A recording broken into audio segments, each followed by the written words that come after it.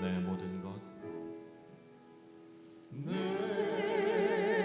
모든 것 나의 생명까지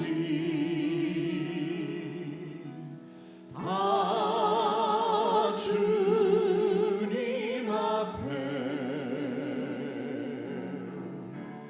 드립니다.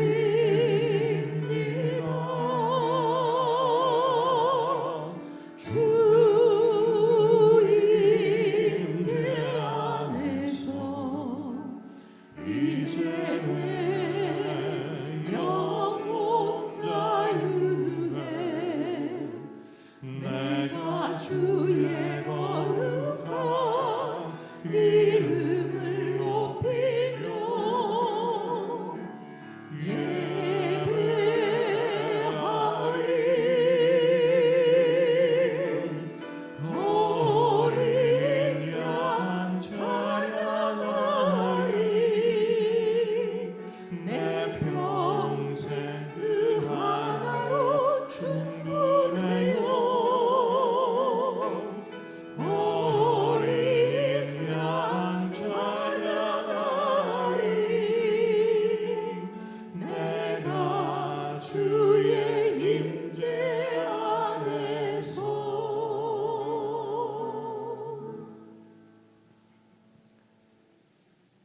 하나님 감사합니다.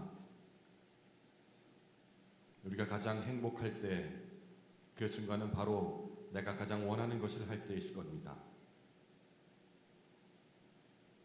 우리가 이 시간 가장 행복한 것은 바로 예배자로서 주님을 예배드리는 자리에 동참했기 때문임을 고백드립니다.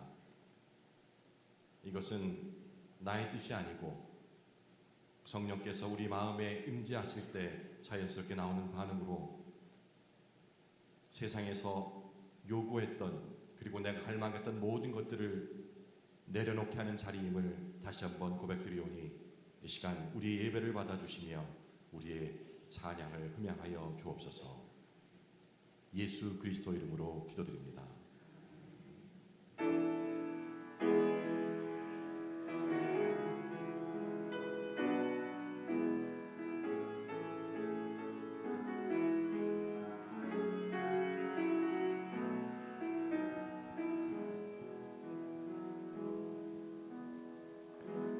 내게 말씀하신 곳 아버지의 마음 향하신 그곳에서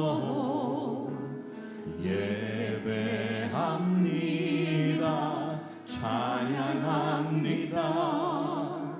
그곳에서 그 땅을 만드신 분을 성령의 바람 나의 눈을 적시네 내 노래 주를 예배하네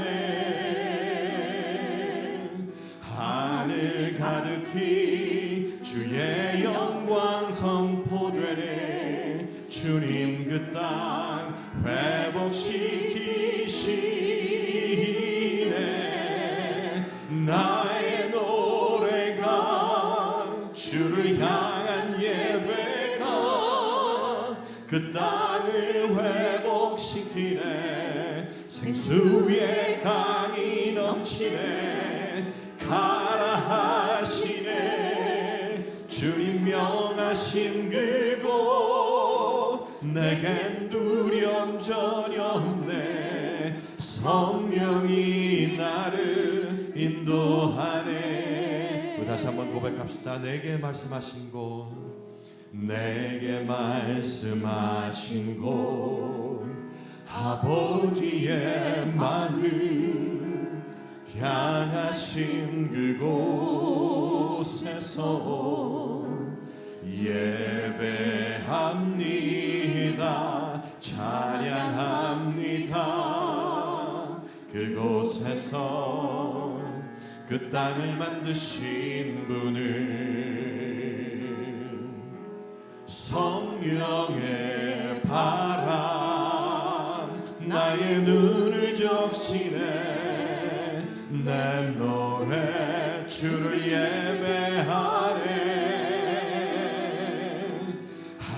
하늘 가득히 주의 영광 선포되네. 주님 그 땅 회복시키시네. 나의 노래가 주를 향한 예배가 그 땅을 회복시키네. 생수의 강이 넘치네. 가라 하시네. 주님 명하신 그곳 내겐 두려움 전혀 없네. 성령이 나를 인도하네. 하늘의 능력인 내 몸을 적시네. 그의 나라와 영광 나를 통해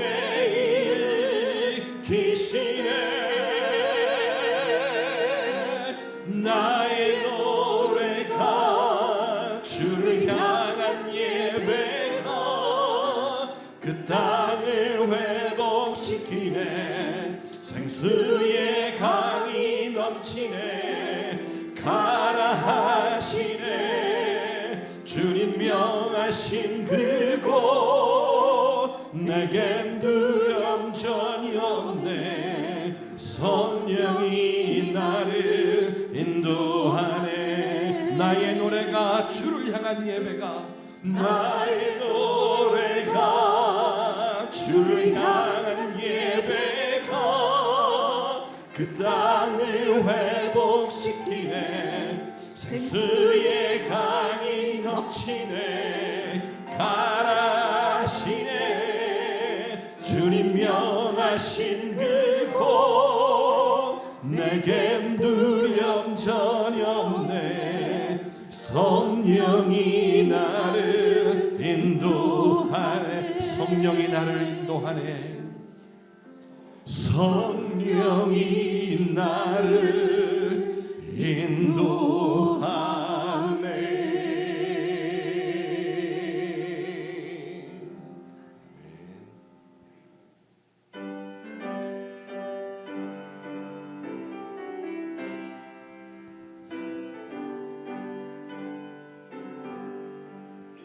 주의 음성을 내가 들으니 사랑한단 말이세. 믿는 마음으로 주께 가오니 나를 영접하소서. 내가 매일 십자가 앞에 더 가까이 가오니 구세주의 흘린 보배 피로써 나를 정케 하소서. 주여 넓으신 은혜 베푸사 나를 받아주시고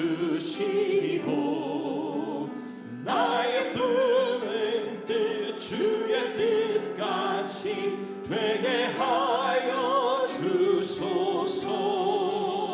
내가 매일 십자가 앞에 더 가까이 가오니 구세주의 흘린 보배 피로써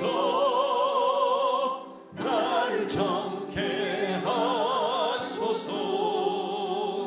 우리 구주의 넓은 사랑을 증량할 자 없으며 주가 주시는 참된 기쁨도 헤아릴 수 없도다.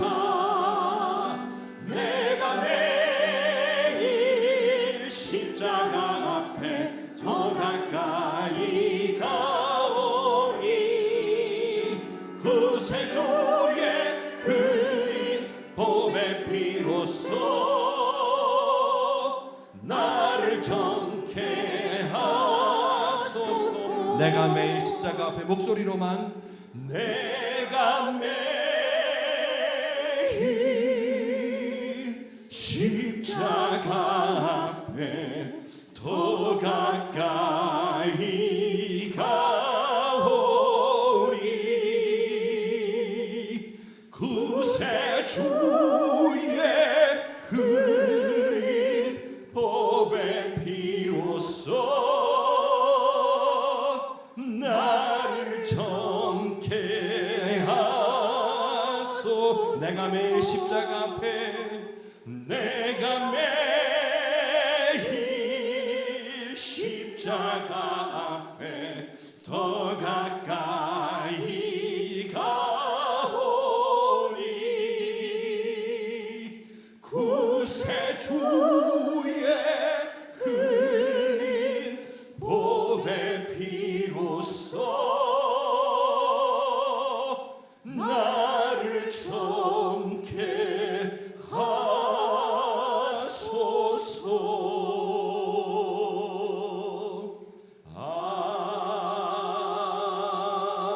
아멘. 우리 이 시간 함께 기도드리기를 원합니다. 세상의 많은 소음들, 외침들, 구함들, 그리고 내 내면에서 올라오는 목소리를 생각할 때 결코 평안이 없었음을 우리는 체험했습니다. 하지만 말씀을 통해서 주의 음성을 듣고 깨달을 때 내 안에 그 참 평안이 임하며 그리고 내 입술을 열어서 사랑한다는 고백을 드릴 수 있었음을 우리는 알고 있습니다. 이 고백은 단 한 번의 고백으로 끝나는 것이 아니고 매일매일의 삶이 예배자로서 예배 드려짐으로써 예배를 살아감으로써 끊이지 않고 나올 수 있는 고백일 것입니다. 하지만 이 고백조차도 나의 힘으로 할 수 없음을 우리는 아오니 주님 우리에게 그 십자가 보혈의 피로써 권능을 허락하여 주시어서 날마다 삶이 예배자로서의 깊이 있는 하나님과의 교제가 나눌 수 있도록 이 시간 우리에게 말씀을 주옵소서. 주의 뜻을 들려주시옵소서. 함께 우리 입술을 열어서 기도드리겠습니다.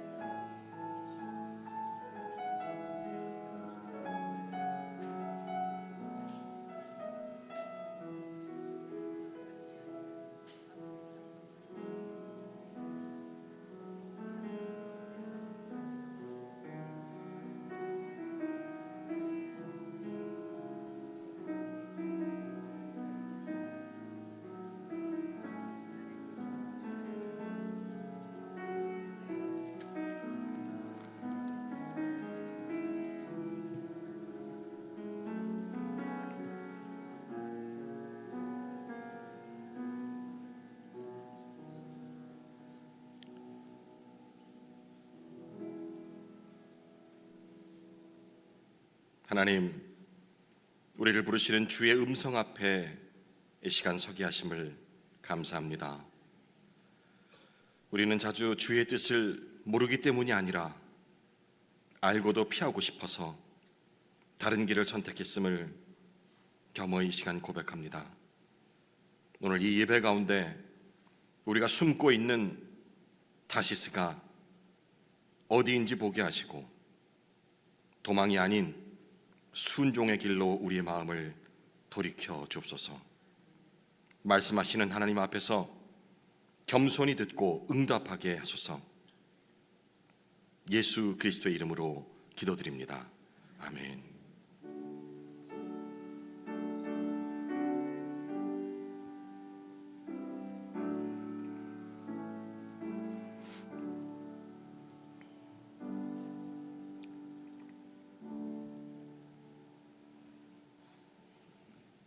반갑습니다. 네.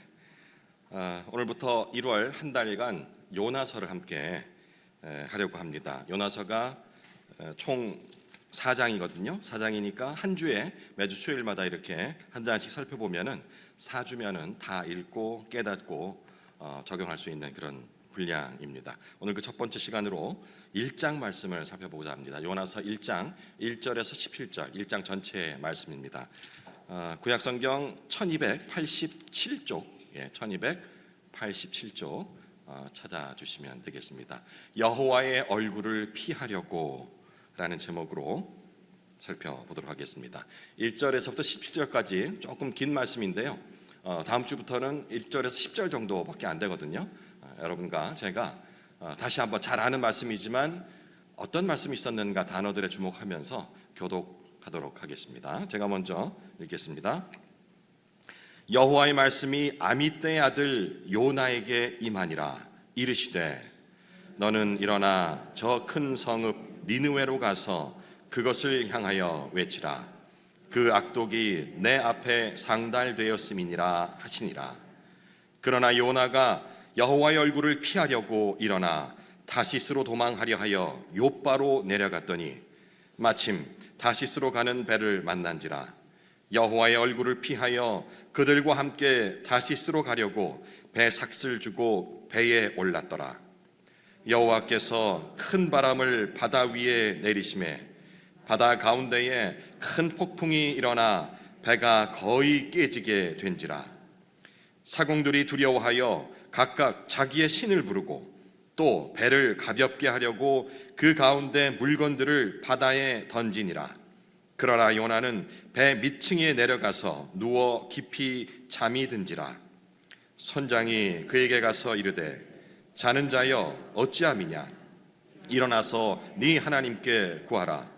혹시 하나님이 우리를 생각하사 망하지 아니하게 하시리라 하니라. 그들이 서로 이르되 자 우리가 제비를 뽑아 이 재앙이 누구로 말미암아 우리에게 임하였나 알아보자 하고 곧 제비를 뽑으니 제비가 요나에게 뽑힌지라. 무리가 그에게 이르되 청하건대 이 재앙이 누구 때문에 우리에게 임하였는가 말하라.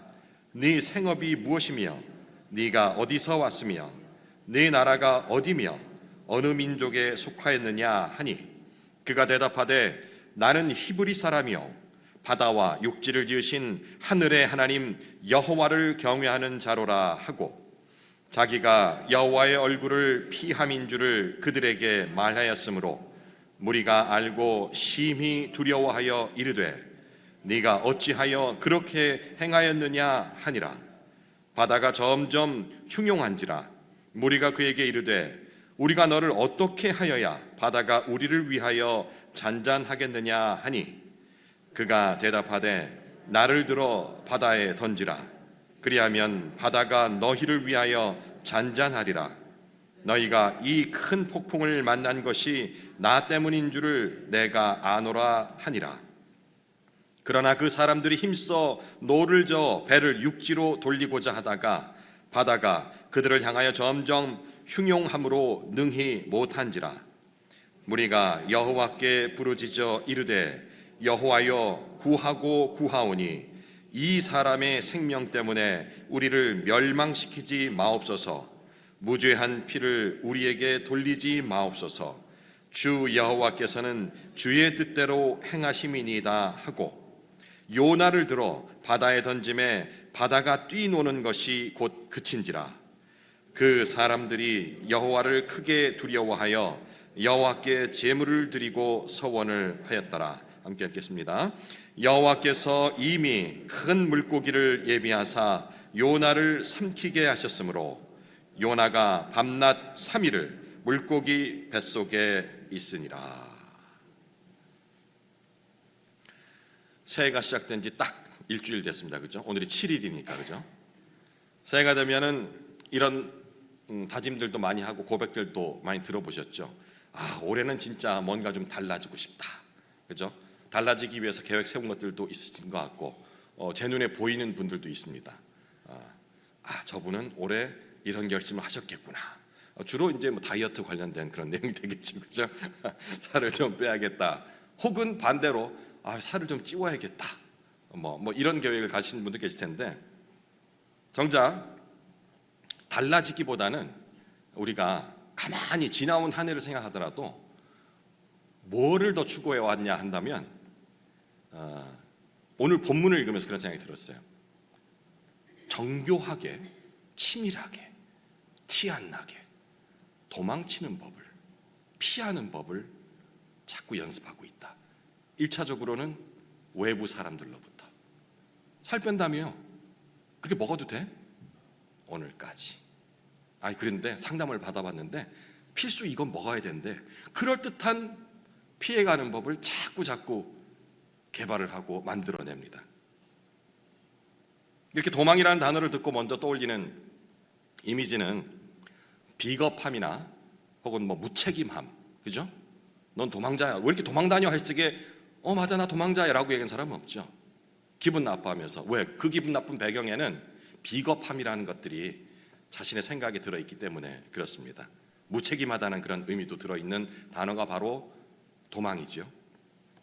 하지만 우리가 생각하듯이 이 도망이라는 것이 꼭 반드시 무책임한 행동으로만 나타나는 것은 아니라는 사실을 저는 오늘 본문을 통해서 찾아가고자 합니다.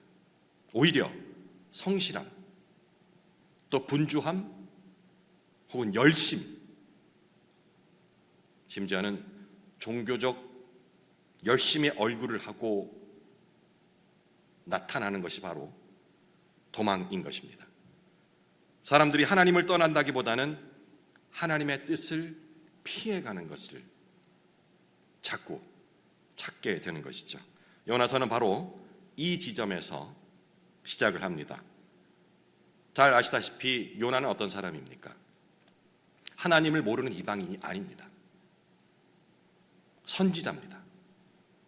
말씀을 듣는 사람입니다. 그리고 그 말씀을 전하는 사람입니다. 그럼에도 그는 지금 도망을 하고 있습니다. 1절 여호와의 말씀이 아미떼 아들 요나에게 임하니라. 단순한 문장인 것 같지만 굉장히 큰 무게감을 가진 구절입니다. 말씀이 임했다라는 이것은 내가 말씀을 찾아서, 요나가 말씀을 찾아서 애써 공부해서 그것을 깨달았다는 것이 아닙니다. 임했다라는 것은 선택의 문제가 아니고 바로 부르심의 문제라는 그것입니다. 하나님이 지금 요나에게 가고 싶으냐? 라고 묻고 계시는 것이 아니죠. 명령을 하시는 겁니다. 2절 너는 일어나 저 큰 성읍 니느웨로 가서. 문제는 니느웨죠. 니느웨는 고대 그 요나 시대 때 패권국이었던 아수르의 수도입니다. 아수르는 어딘지 아시죠? 북이스라엘 결국을 멸망하게 만든 그 패권국이었습니다. 한마디로 악한 도시였죠. 폭력, 왜? 힘 있는 사람들이, 착취, 그리고 사람의 목숨이 동물과도 같이 취급되던 그런 피해 도시이기도 했습니다. 만약 내가 요나라 한다면, 여러분이 요나라 한다면 과연 그런 악독한 도시에, 우리는 크리스찬이지 않습니까? 우리가 만약에 선지자였다, 하나님의 말씀을 듣고 전하는 사람이었다 했단다면, 만약에 하나님이 나보고 너 그 피해 도시로 가라 라고 한다면 어떻겠습니까? 예, 알겠습니다 라고 즉각적인 반응이 나올까요? 그렇죠, 진절해지죠. 왜? 저런. 하지만 요나가 도망친 이유는 그 니느웨가 너무 악독해서가 아니었습니다. 그가 니느웨에 가기를 거부했던 것은 혹시라도 내가 가서 하나님 말씀을 전하게 된다면, 경고한다면, 니들 그러다가 멸망당해, 이 말을 혹시라도 그들이 받아들이면 어떡하지? 이 악독한 도시가 내가 전한 말씀을 통해서 선한 도시로 변해버리면 어떡하지? 라는 염려가 있었던 것이죠. 니느웨가 회개할 수도 있다는 사실이 그는 싫었던 겁니다. 여기서 첫 번째 질문을 여러분께 드립니다. 나는 하나님을 믿는가? 아니면 하나님 그 자체가 아닌 내가 이해할 수 있는 부분으로 만들어 놓은 하나님을 믿는가? 계속해서 이 질문을 마음에 품고 이어가겠습니다. 하나님의 말씀 매우 분명하죠? 2절에 그 악독이 내 앞에 상달되었음이니라. 하나님이 니느웨의 악을 모르고 계셨던 것이 아니라는 사실이죠. 하나님 그들의 죄를 정확히 지금 알고 계신 겁니다. 그럼에도 불구하고 하나님이 심판보다 먼저 말씀을 보내시는 겁니다. 익숙하지 않습니까?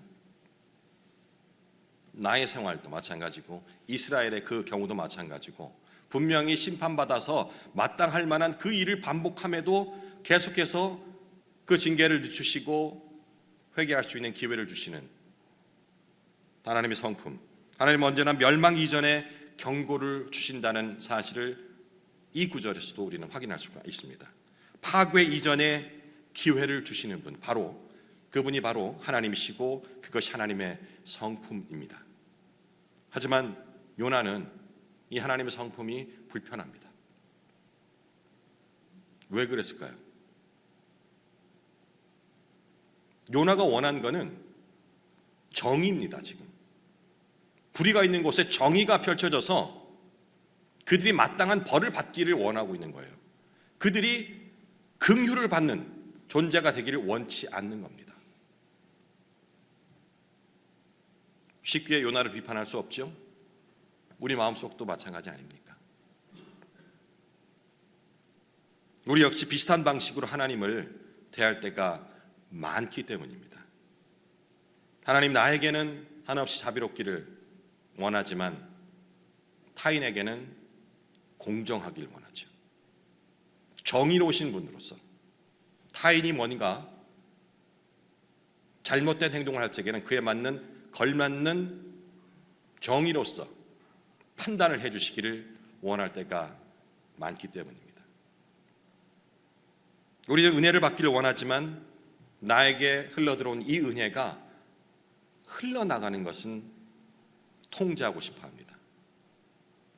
나에게 흘러들어온 이 은혜가 나를 통해서 누군가에 흘러가는 것들은 선별적으로 통제하고 싶은 마음이 기본적으로 다 있기 때문입니다. 요나의 문제는 불신앙이 아니었습니다. 선택적 신앙이 문제였습니다. 불신앙은 아예 믿지 않는 것이죠. 그런데 하나님의 명하심을 자기 선택적으로 받아들인 겁니다. 니느웨로 가라 했는데 다른 곳으로 가지 않습니까? 3절 요나가 여호와의 얼굴을 피하려고 일어나 다시스로 도망하려 하여. 지리적 위치로 니느웨는 동쪽입니다. 그리고 다시스는 서쪽입니다. 단순한 이런 지리를 말하기 위해서 니느웨와 다시스를 얘기한 것일까요? 동과 서는 서로 반대입니다. 북과 남은 서로 반대 지역을 갖추고 있죠. 정확히 반대되는 행동을 했다라는 그 내용을 말하고자 함입니다. 도망은 언제나 분명합니다. 중간지대는 없습니다. 하나님의 뜻을 거부하는 순간, 내가 그래도 한 중간 정도는 있는데 아니요, 거부하는 순간 바로 반대쪽 끝에 가 있는 나를 직시해야 되는 겁니다. 반대쪽 끝은 바로 다른 주인을 얘기합니다. 그 결과 요나는 배를 탔죠. 다시스로 가는 배를 탑니다. 성경은 말합니다. 여호와의 얼굴을 피하려고. 여기 하나님의 얼굴은 어떤 의미를 갖냐면은 그분의 임재 혹은 그분과의 관계, 또 그리고 그분의 보호하심, 이런 걸 함축적으로 얘기하는 것이 바로 하나님의 얼굴, 여호와의 얼굴이라고 얘기를 성경은 보통 합니다. 그러니까 요나는 하나님을 부정한 것이 아니고 하나님과의 그런 관계를 지금 중단하려고 하는 겁니다. 여호와의 얼굴을 피하려고 라는 부분은 뭐 부끄러워서 뭘 해서 이런 개념이 아니고 그분과의 관계, 왜? 내가 원하는 그런 명령이 아니기 때문에 그 관계를 지금 중단하려고 하고 있다는 얘기입니다. 도망치는 신앙의 특징이 바로 이것이죠. 하나님을 떠났다고 얘기하지 않습니다. 하지만 하나님을 더 이상 대면하지 않으려고 한다는 특징이 있습니다.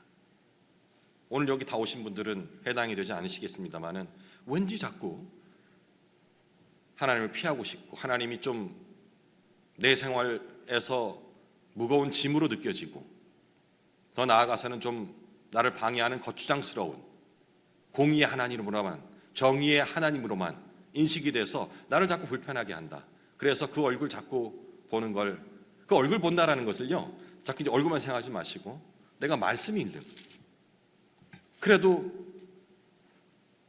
1년 전에는 언제는 매일매일 내가 그래도 큐티를 통해서 말씀 묵상을 뭐 여기 와서 하건 혹은 댁에서 하시건 혹은 직장에서 하시건 끊이지 않았는데 어느 순간 합리적인 핑계가 있습니다. 바쁘다는 핑계가 잠깐 그죠? 그런데 그 마음 중심에 여호와의 얼굴을 피하려고 하는, 다시 도망하려고 하는 마음이 기저에 깔려 있지는 않은지 체크를 해야 한다는 것입니다. 하나님은 요나를 즉시 징계하지 않으시죠. 다시스로 가는 그를 즉시 징계하지 않으십니다. 하지만 그렇다고 그냥 내버려 두시지도 않습니다. 4절, 여호와께서 큰 바람을 바다 위에 내리심에, 이 폭풍이 결코 우연이 아니라는 것이죠. 성경에서 이 폭풍은 종종 하나님의 뜻을 전달하는 도구로 많이 사용되는데요, 여기서는 하나님의 방해를 얘기하는 겁니다. 사람의 계획을 멈추게 하는 하나님의 개입을 얘기를 하는 것입니다. 흥미로운 점이 이 폭풍 속에서 가장 평안한 사람이 바로 요나라는 겁니다. 배가 지금 좌우로 흔들리고 좌초되게 생겼는데 지금 요나는 어디입니까? 배 밑창에 들어가서, 제일 밑은 곳에 들어가서 코를 골았는지 어떻게 됐는지 깊이 잠이 들었다고 얘기를 하고 있습니다. 다른 선원들은 지금 난리가 났는데 그는 지금 배 밑창에서 편히 잠들어 있는 겁니다. 아이러니하죠? 불순종한 선지자는 지금 편히 잠들어 있고, 이방 선원들, 아무 이유가 없는 이방 선원들은 각자 자기 신에게 부르짖고 있는 겁니다. 여기서 또 중요한 신학적인 통찰을 우리가 찾아볼 수 있습니다.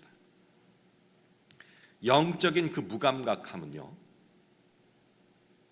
종종 지금처럼 대책 없는 안정감으로 나타납니다.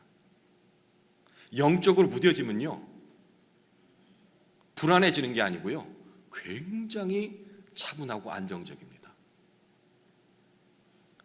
이 얼굴이 편안한 얼굴을 하고 있다고 해가지고 아주 하나님의 그 보호 아래 다 있겠구나, 그렇게 생각하기에는 무리가 있는 상황이 지금 나오는 겁니다.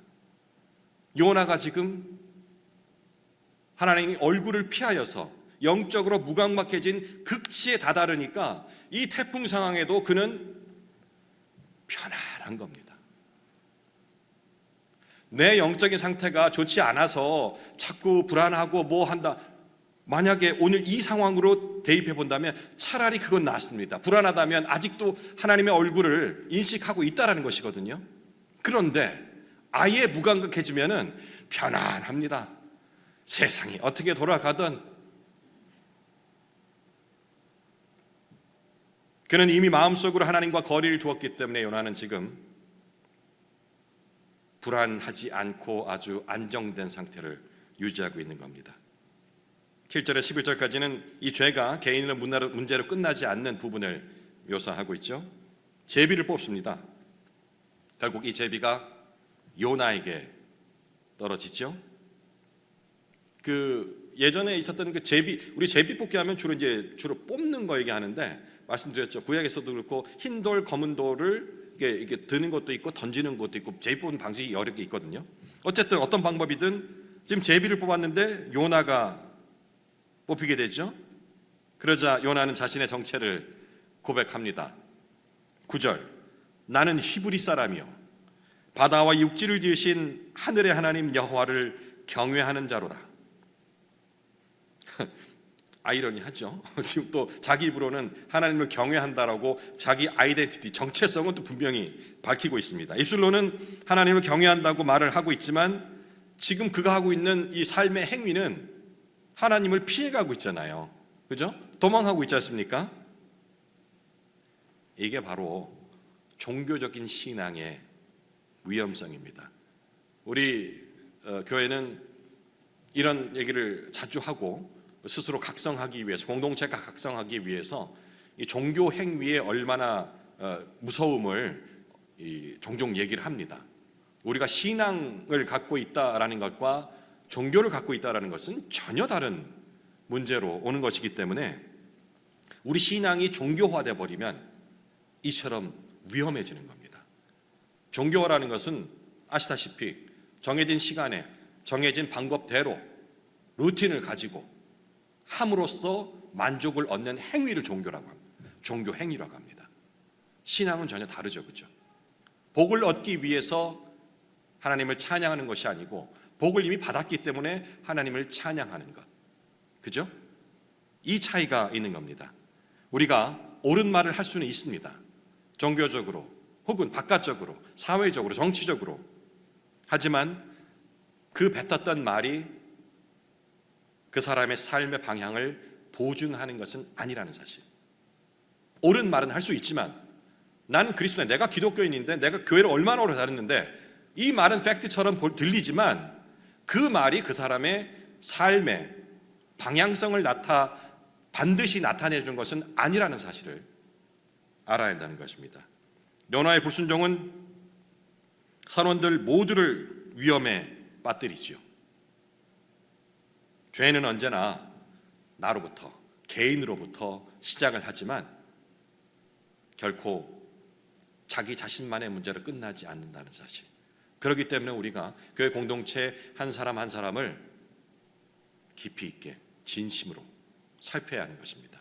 한 사람의 문제가 아니고 그 한 개인으로부터 시작된 죄가 온 공동체를 무너뜨릴 수 있기 때문입니다.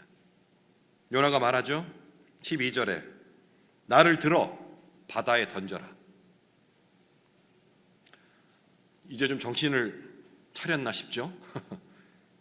회개하는 것처럼 들리지만 이게 잘 따져보면은요, 이거 사실 이 부분적인 순종이라기보다는 그 순종의 모습을 갖춘 아주 극히 일부분, 부분적인 내용이 됩니다. 요나는 니느웨로 가느니 차라리 바다에 던져지는 것을 선택했다고 지금 볼 수가 있는 겁니다. 와, 이 정도면 고집이 엄청나죠. 전 개인적으로 특별히 인생에 아주 큰 어려움을 겪은 적은 없다라고 저는 생각을 합니다. 이건 지극히 제 개인적인 생각입니다. 남들이 봤을 때는 바람만장하다라고 볼 수 있을 만한 사건들이 있었는지는 모르겠습니다만 개인적으로는 아주 큰 어려움은 겪지 않았다고 생각해요. 기껏해야 초등학교 그 즈음에 아버지 사업이 쫄딱 망해서 야반도주 한 거, 10원도 없이 베개 들고 도망한 거, 저한테는 별로 큰 어려움이 아니었어요. 너무 신났거든요. 너무 큰 집에 어린데 따로 방을 주고 있으니 저는 겁도 되게 많았어요. 이런 거 하다가 자다가 베개 들고서 저기 청주 이모집에 놀러 가자, 말도 안 되는 소리죠. 근데 너무 신나는 거예요. 여동생이랑 같이 가서 단칸방에 그렇게 한 3, 4년을 산 것 같은데요. 이리저리 옮겨 다니면서 사글세라고 그러죠. 전 너무 신났거든요. 제가 그냥 하는 얘기가 아니고 저는 큰 어려움을 겪지 않았어요. 너무 좋았어요. 한 입을 덮고 내 식구가 발 부딪혀가면서 막 자는 게, 물론 부모님 눈에는 철딱선이 없다고 생각됐을지 모르겠습니다만은 큰 어려움이 없었어요. 그 이유는 저는 이렇게 분석합니다. 요나는 고집 세요. 니느웨로 가느니 차라리 그냥 바다에 빠져 죽겠다. 저는 바로 니느웨로 갈 것 같습니다. 그래서 하나님이 어떤 사인을 보내주실 적에 크게 반항하거나 하지 않고 순종하고 따라가는 편이에요. 어쨌든 이 요나의 이 선택이 옳으냐 그르냐를 판단할 수 있는 문제는 아니지만 그럼에도 불구하고 이 장면이 복음의 그림자가 됩니다. 한 사람이 던져짐으로 폭풍이 멈춰졌거든요. 요나가 물에 던져지면서 폭풍이 멈췄다고 성경 기록합니다. 한 사람의 희생으로 공동체가 살 수 있다라는 이런 성경적인 어떤 교훈도 찾아볼 수 있겠죠. 하지만 엄밀히 말하면 이 요나는 자발적인 그런 구속자가 아니죠. 마지못해서 이렇게 던져진 사람이라는 점은 우리가 부인할 수가 없습니다. 이쯤에서 역시 항상 드리는 말씀이지만 우리가 구약은 신약의 그림자다, 예수 그리스도의 모형이다, 오실 예수 그리스도 뭐 이런 얘기들을 자주 하지 않습니까? 그러면 이게 예수 그리스도와의 어떤 관련이 있을까 했을 때 저는 쉽게 떠오르더라고요. 요나와 예수 그리스도 사이에는 분명한 대비가 있습니다. 요나 얘기보다 더 큰 얘기, 예수 그리스도의 이야기. 요나는 원수를 사랑하라는 하나님의 뜻을 거부하고 도망쳤어요. 지금 도망치고 있죠. 예수 그리스도는 원수를 사랑하라는 하나님의 뜻을 몸소 실천하셨습니다. 요나는 폭풍을 멈추기 위하여서 던져졌습니다. 예수 그리스도는 죄의 폭풍을 끝내기 위해서 스스로 십자가로 나아가셨습니다. 요나는 자신을 구하기 위해 잠들었고 예수 그리스도는 우리를 구하기 위해 잠들지 않으셨습니다. 요나는 물고기 뱃속에 들어갔지만 예수 그리스도는 무덤 속으로 내려가셨습니다. 요나는 억지로 물고기 뱃속에 들어가 있으므로 다시금 돌아오게 됩니다. 예수 그리스도는 사랑으로 이 땅에 내려오셨습니다. 이것이 복음입니다. 우리가 도망칠 때 하나님은 그럴 때일지라도 포기하지 않으시는 분이시라는 얘기죠. 반대 방향으로 이렇게 해서 방향을 옮길 때 그때도 하나님은 우리를 따라오고 계십니다. 요나서 1장은 이런 질문으로 끝을 내죠. 당신은 지금 니느웨로 가고 있는가? 하나님이 원하셨던 그 니느웨로 가고 있는가? 아니면 요나가 원했던 다시스로 가고 있는가?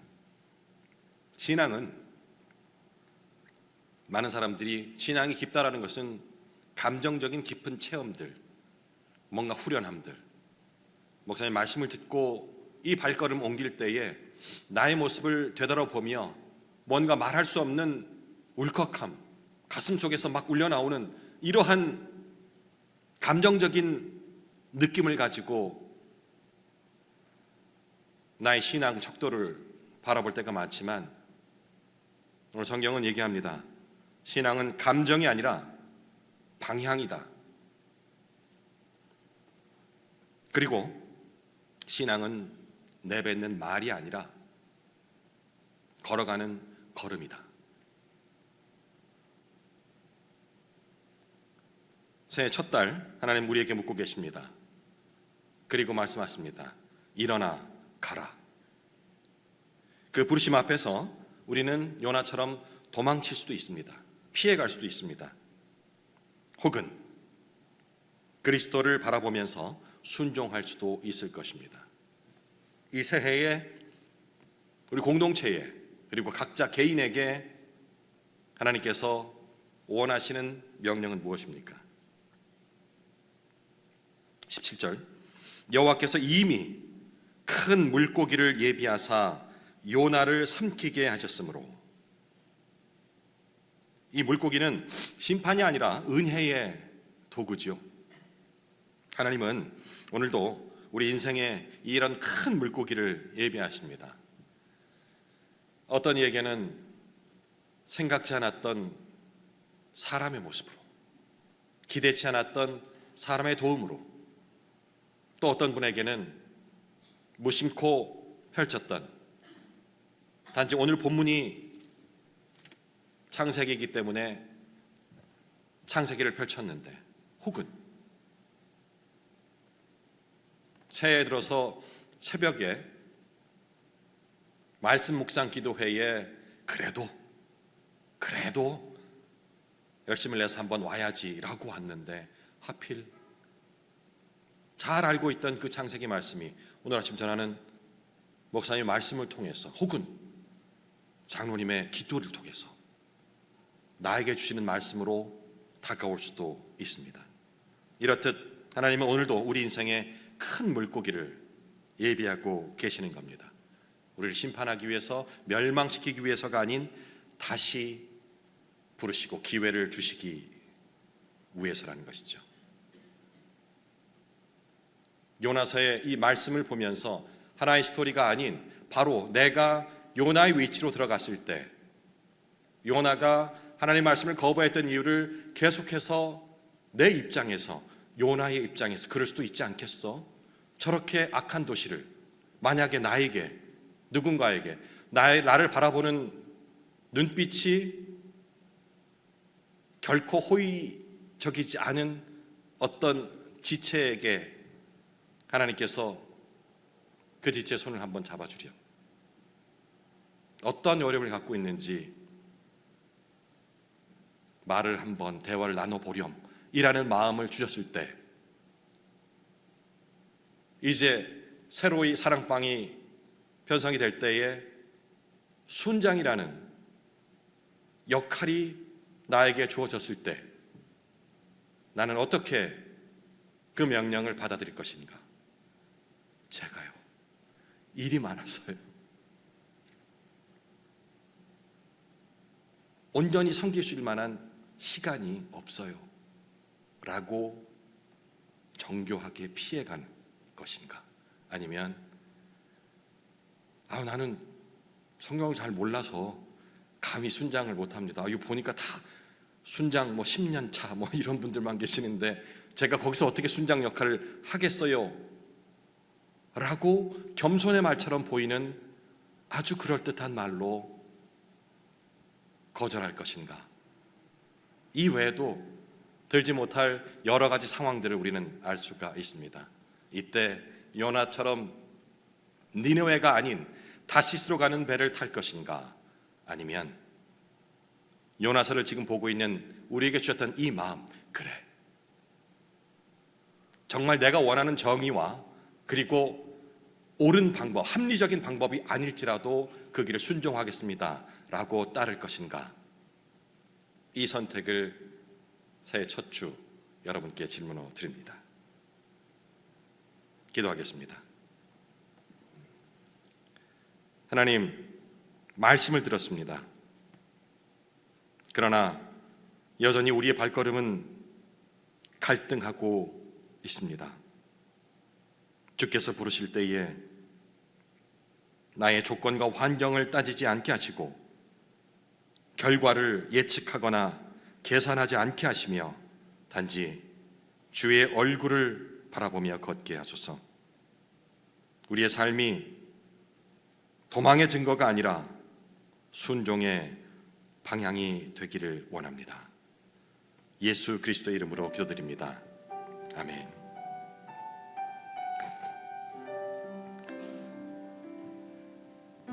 드렸던 질문들, 거기에 대한 답을 우리 찬양으로 올려드립시다. 나의 소망, 나의 바람들. 나의 소망, 나의 바람들, 나의 계획 한순간에 사라졌을 때,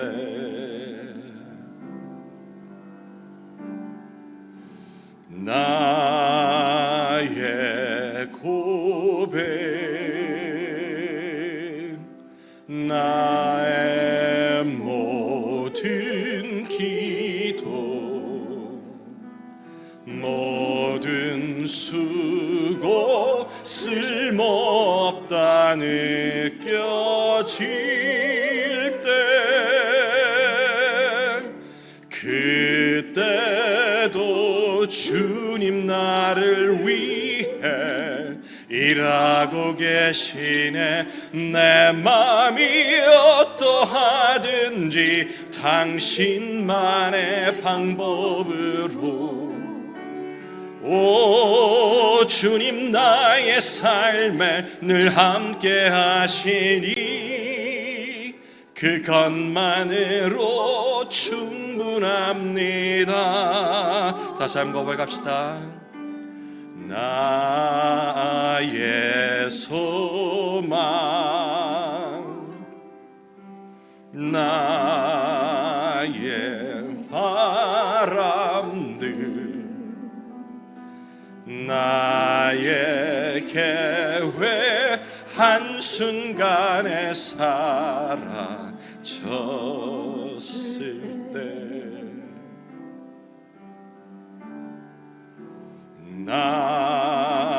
나의 고백 내 모든 기도 모든 수고 쓸모없다 느껴질 때 그때도 주님 나를 위해 일하고 계시네. 내 맘이 어떠하든지 당신만의 방법으로 오 주님 나의 삶에 늘 함께 하시니 그것만으로 충분합니다.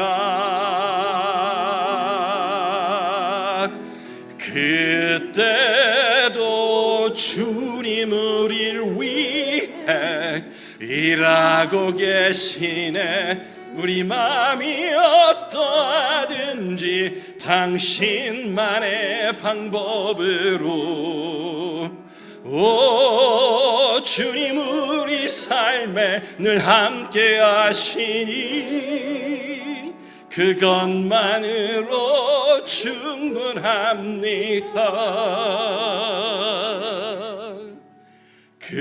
그것만으로 충분합니다.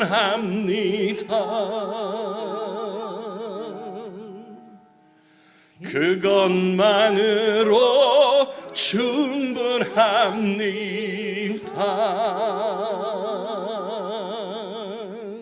아멘.